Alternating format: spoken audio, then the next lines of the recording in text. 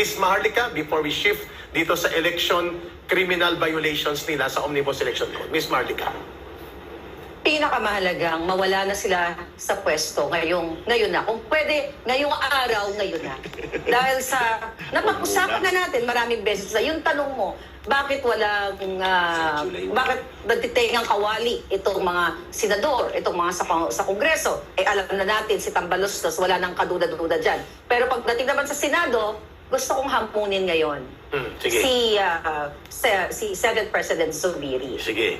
Huwag mo nang hintayin na ilabas ko ang mga bagay na kinasasangkutan mo. Ayun.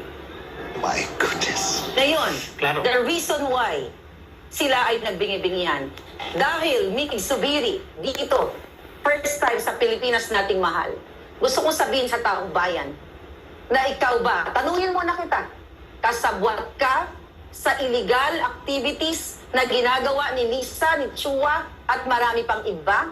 Kaya dinidedman nyo ang taong bayan?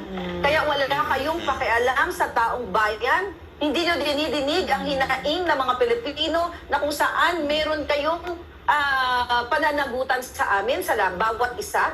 Bakit?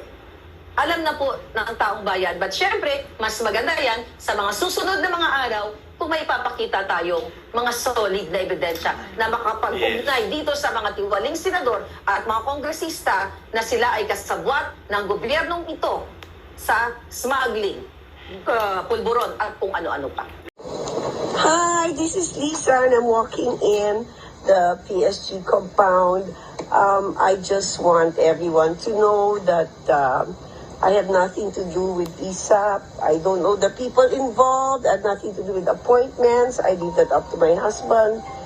And if I find out that somebody's using my name, I shall tell my husband not to appoint you, okay? So I hope this is clear. I shall tell my husband not to appoint you, okay? So I hope this is clear. I shall tell my husband not to appoint you, okay? So I hope this is clear. I shall tell my husband not to appoint you, okay? So I hope this is clear.